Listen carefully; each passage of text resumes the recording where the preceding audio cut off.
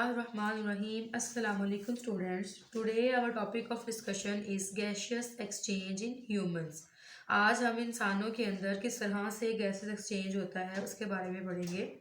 सबसे पहले आपको एक बात क्लियर कर दूं कि चाहे वो इंसान हो चाहे वो हायर एनिमल्स हों, सब के अंदर जो रेस्पिरेटरी सिस्टम है, जो गैसेस का एक्सचेंज है, वो एक सिस्टम के थ्रू होता है जिसको हम रेस्पिरेटरी सिस्टम कहते हैं। इंसान के अंदर दो तरह के हमारे पास ज़रिए हैं, रेस्पिरेटरी सिस्टम के दो ज़रिए हैं जिसको हम, पहला हमारे पास है एयर पैसेज वे और दूसरा है लंग्स। आज हम जिसके बारे में डिस्कस करेंगे आज के लेक्चर के अंदर वो है एयर पैसेज वे। आज हम एयर पैसेज वे के बारे में पढ़ेंगे और नेक्स्ट इंशाल्लाह अपने अगले लेक्चर के अंदर हम डिस्कस करेंगे लंग्स के बारे में। तो शुरू करते हैं एयर पैसेज वे। एयर पैसेज वे सबसे पहले आप देखें, एक डायग्राम से पहले मैं आपको समझाने की कोशिश करूंगी, उसके बाद हम वन बाय वन इनके पार्ट्स के बारे में डिस्कस करेंगे डिटेल के अंदर।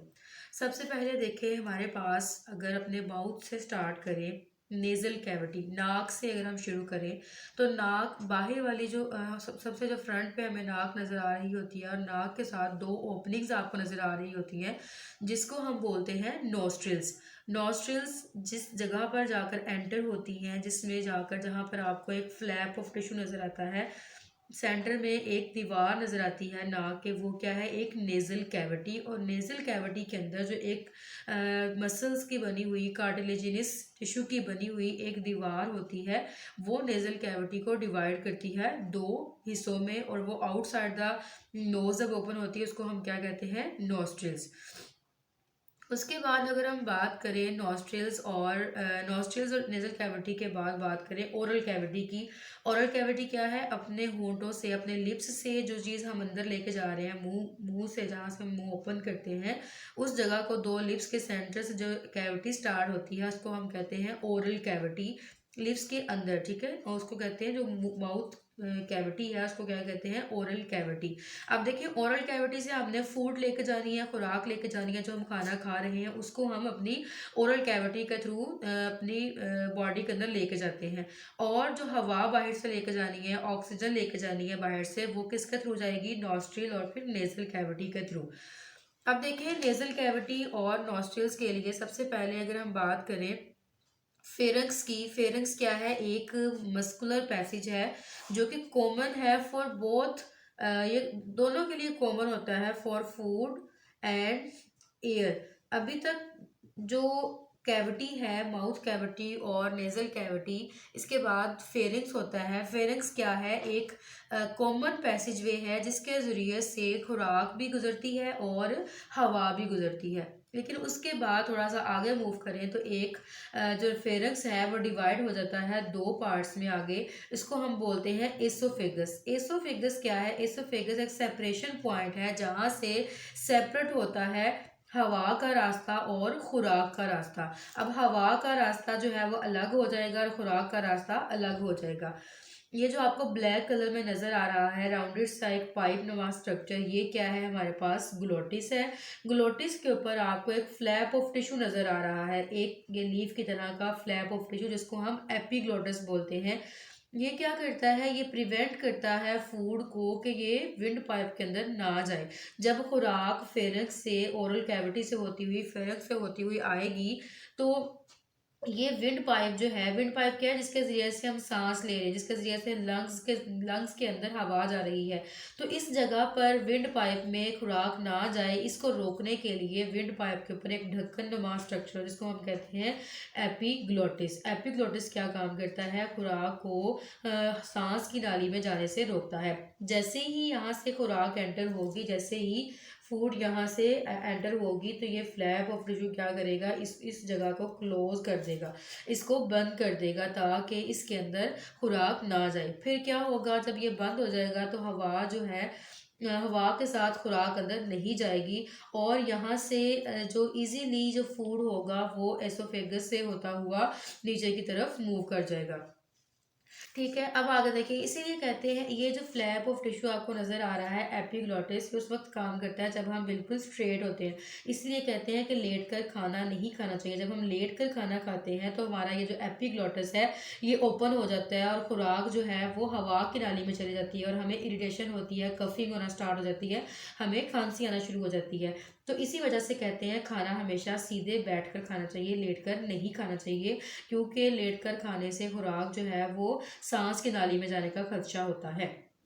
उसके बाद नेक्स्ट अगर मूव करें एपिग्लॉटिस के बाद हमारे पास ग्लॉटिस है। ग्लॉटिस से आगे देखें, ये हमारे पास ये जो ट्यूब है ब्लू, नीचे जिस ब्लू में शो हो रही है, क्या है, एक विंड पाइप। इसको कहते हैं ट्रैकिया। ट्रैकिया क्या है, विंड पाइप है जो कि खुराक जो कि हवा को लेके जाता है लंग्स तक। विंड पाइप के थ्रू हवा आती है। नेक्स्ट ये विंड पाइप ट्रैकिया जो है ये डिवाइड हो जाता है दो हिस्सों में, जिनको हम क्या कहते हैं, ब्रोंकाई, लेफ्ट और राइट ब्रोंकाई। ये दो हिस्सों में डिवाइड हो जाता है ब्रोंकाई। फिर ब्रोंकाई एंटर हो जाता है लंग्स के अंदर। ये है लंग्स, दोनों तरफ लंग्स है, लेफ्ट और राइट लंग्स। दोनों तरफ ब्रोंकाई एंटर होगा, एक ब्रोंकाई लेफ्ट लंग में और एक ब्रोंकाई राइट लंग में एंटर हो जाएगा। फिर एक जो ब्रोंकाई है वो फर्दर डिवाइड होगा छोटे छोटे स्मॉल ट्यूब्स के अंदर, जिसको हम ब्रोंक्यूल्स बोलते हैं। ब्रोंकाई फर्दर डिवाइड होगा स्मॉल ट्यूब्स में, जिसको हम ब्रोंक्यूल्स बोलते हैं। ब्रोंक्यूल्स क्या है, ये ब्रोंकाई के डिवाइड होने से बनती हैं। ये फाइन ट्यूब्स हैं छोटी छोटी सी। उसके बाद ब्रोंकाई जो है, ब्रोंक्यूल्स जो है वो फर्दर डिवाइड होती हैं एल्व्यूलर डक्ट में। एल्व्यूलर डक्ट जो है वो ओपन होती है into cluster of pouches called alveoli. जो ब्रोंक्यूल के बाद एल्व्यूलर एल्व्यूलर डक्ट्स हैं वो ओपन होती है एक पाउच लाइक स्ट्रक्चर के अंदर। ये जो आपको नजर आ रहा है Beed shape structure, pouch like structure, इसको हम बोलते हैं एल्वियोलाई। और ये है फाइनल स्टेज जहां पर गैसेस का एक्सचेंज होता है। एल्वियोलाई को हम फंक्शनल यूनिट कहते हैं, functional unit of respiratory system, functional unit of respiratory system. तो उसके बाद देखें, ये सारा प्रोसेस जब यहाँ तक हो जाएगा एल्वियोलाई तक, तो इसके बाद देखें लंग्स के नीचे क्या पाया जाता है, डायाफ्राम। डायाफ्राम क्या करता है, डायाफ्राम हेल्प करता है और सपोर्ट करता है मैकेनिज्म ऑफ रेस्पिरेशन को, मैकेनिज्म ऑफ ब्रीथिंग को। तो इसके ज़रिए क्या होगा, गैसेस का एक्सचेंज होगा। ये सारा प्रोसेस क्या है, गैस के एक्सचेंज में हेल्प करता है। यही प्रोसेस बार बार रिपीट होगा और गैस का एक्सचेंज होगा। अब हम वन बाय वन टर्म्स को डिस्कस कर लेते हैं, वो टर्म्स जो कि डिस्कस हो रही हैं हमारे पास एयर पैसेज वे के अंदर। सबसे पहले हमारे पास फर्स्ट टर्म है जिसको हम कह रहे हैं नोस्ट्रिल। नोस्ट्रिल क्या है, वो दो स्मॉल ओपनिंग्स हैं जो कि आउटसाइड द नोज, जो कि नाक के बाहर वाली साइड पर इस तरह से आपको दिखाई देती है। फॉर एग्जांपल ये नोज है तो इसके सामने इस तरह से दो स्मॉल ओपनिंग्स आपको दिखाई देती है। ये दोनों ओपनिंग्स क्या है, नोस्ट्रिल्स, ये दो नोस्ट्रिल्स हैं। इसके ज़रिए से हवा जो है वो एंटर होती है नाक के अंदर। उसके बाद नेक्स्ट हमारे पास है नेज़ल कैविटी। नेज़ल कैविटी क्या है, नेज़ल कैविटी जो है, नेज़ल कैविटी नॉस्ट्रिल्स के बाद आगे जो आपको एक कैविटी नज़र आती है जो कि दो में डिवाइड होती है। इसके सेंटर के अंदर, ये जो सेंटर के अंदर फ्लैप है कार्टिलेज का बना हुआ दीवार होती है, ये दो हमारे पास क्या हो जाती हैं आगे, ये इस कैविटी को हम क्या कहते हैं, नेज़ल कैविटी। अब इस नेज़ल कैविटी के अंदर फाइन हेयर्स, छोटे छोटे बारीक बारीक हेयर्स होते हैं, बाल होते हैं, जो क्या करते हैं, फिल्ट्रेशन का काम करते हैं। जो हवा बाहर से आ रही है उस हवा को फिल्टर करने का काम करते हैं। फिल्टर करके हवा को नोज के अंदर लेके जाते हैं ताकि आगे विंड पाइप के अंदर कोई मसला ना हो। हवा को फिल्टर करके बॉडी के अंदर भेजा जाता है। उसके बाद नेजल कैविटी के अंदर म्यूकस प्रेजेंट होता है। म्यूकस क्या है, एक चिपचिपा सा मादा होता है जो कि हवा को एक तो फिल्ट्रेशन का काम करता है, फाइन हेयर के साथ मिलकर फिल्ट्रेशन करेगा। मीन कोई भी अगर डस्ट पार्टिकल बाहर से नोज के अंदर एंटर होने की कोशिश करेगा उसको वहीं पे ट्रैप कर लेगा म्यूकस के अंदर ही, ताकि वो डस्ट पार्टिकल जो है वो सांस की नाली में ना जाए। उसके बाद म्यूकस का काम होता है कि बाहर से जो हवा आ रही है उसको मॉइस्ट करना, उसको नम करना। करना, उसको अकॉर्डिंग टू बॉडी टेम्परेचर करना। ये बॉडी के अंदर जो हवा जा रही है उसके टेम्परेचर को मेंटेन करता है, मेंटेनेंस ऑफ टेम्परेचर। ये टेम्परेचर को उसके अकॉर्डिंग करता है जितना हमारी बॉडी का टेम्परेचर। हमारी बॉडी का टेम्परेचर 37 है। फॉर एग्जाम्पल अगर बाहर से ठंडी हवा जा रही है तो कभी ऐसा हुआ है कि आप बिल्कुल एक ठंडे इलाके में खड़े हैं, ठंडे एरिया में खड़े हैं, और आपकी नाक से जो हवा अंदर जा रही है बिल्कुल आपको ऐसा फील हो कि पूरी बॉडी के अंदर है, एंड तक लंग्स में ठंडी हवा गई है? नहीं, ऐसा नहीं होता। हवा हमेशा जब नाक से गुजरती है तो उसके टेम्परेचर को मेंटेन किया जाता है। वो काम कौन करता है? म्यूकस करता है। म्यूकस जो है वो कोल्ड एयर को हॉट एयर में कन्वर्ट करता है, उसको अकॉर्डिंग टू बॉडी टेम्परेचर करके फिर हमारी बॉडी के अंदर आगे उसको एंटर किया जाता है। तो दो काम करते हैं म्यूकस, एक तो मॉइस्ट करता है वार्म एयर को, और उसके टेम्परेचर को मेंटेन करता है। उसके बाद जो नेजल कैविटी है वो ओपन होती है आगे फेरिंक्स के अंदर। फेरिंक्स क्या है? देखिए, nasal cavity opens into pharynx by means two small openings called internal nostrils. Internal nostrils की मदद से जो नेजल कैविटी है वो ओपन होती है जाकर फेरिंक्स के अंदर। अब फेरिंक्स जो है वो एक मस्कुलर पैसेज है। फेरिंक्स क्या है? एक मस्कुलर पैसेज है, मींस मसल्स का बना हुआ एक रास्ता है जिसके जरिए से हवा गुजरती है। और फेरिंक्स क्या है? फेरिंक्स कॉमन है for both food and air. हवा के लिए और खुराक के लिए ये क्या है? कॉमन पैसेज है जहाँ से हवा गुजरती है। यहाँ से खुराक और हवा दोनों चीज़ें गुजरती हैं फेरिंक्स में से। उसके बाद में फेरिंक्स के बाद जो है ये ओपन होता है लेरिंक्स के अंदर। फेरिंक्स जो है वो लेरिंक्स में ओपन होता है। लेरिंक्स क्या है? एक वॉइस बॉक्स है जिस जगह से हमारी आवाज़ प्रोड्यूस होती है, वॉइस बॉक्स है। लेरिंक्स के अंदर दो वोकल कॉर्ड्स हैंग हुए होते हैं। वोकल कॉर्ड्स का काम क्या है? ये वाइब्रेशन प्रोड्यूस करते हैं। अगर जब हम बोलते हैं तो वाइब्रेशन प्रोड्यूस करते हैं और उस वाइब्रेशन से आवाज़ पैदा होती है, तो उसको हम कहते हैं वोकल कॉर्ड। और लेरिंक्स को हम कहते हैं larynx is also called voice box, और ये कार्टिलेजिनियस होता है, कार्टिलेज का बना हुआ होता है लेरिंक्स।